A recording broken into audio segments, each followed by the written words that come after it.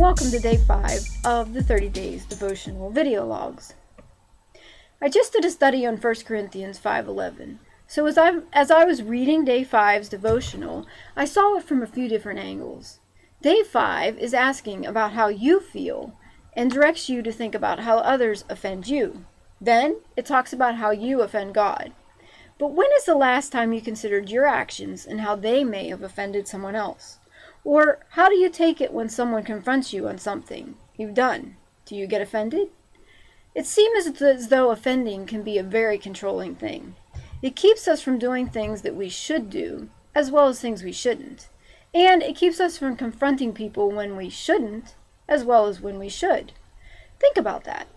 Why don't we stand up in the middle of a movie theater and have a little chat with our friends? Because we'll upset people, or offend them, right?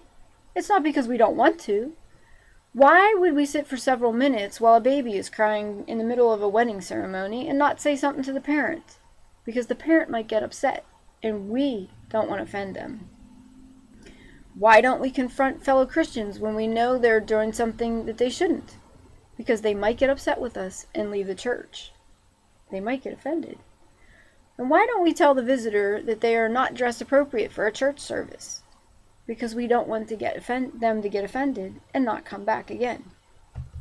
Obviously, there are times when we shouldn't offend people and we shouldn't say something. But what about the times that we should, and all we're worried about is offending people? Offending. It really does control a good portion of our lives. It was probably part of the issue with the Corinthians in chapter 5 as well. But you know, we shouldn't be so concerned about what other people think. Jesus never did. Jesus offended some of the most religious and spiritual people in his day. He offended people by talking to the outcasts. He offended people because of those that he had lunch with. He offended people by throwing them out of the temple area. But you know, each time he offended someone, it wasn't really about what he thought or what he felt, and he didn't worry about what it made him look like.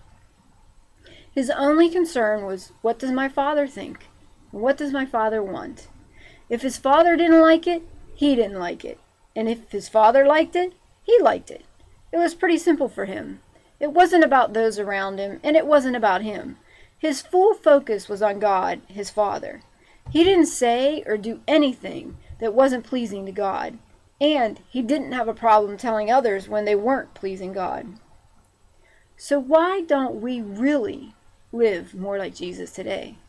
I think it's because we're all controlled by other people in this one little word, offend. If we were run by the same force that Jesus was controlled by, we would do a whole lot less offending when we shouldn't, and a whole lot more offending when we should. But are we brave enough to truly live like Jesus did? It sure is something to think on. So think on it. Always a journey.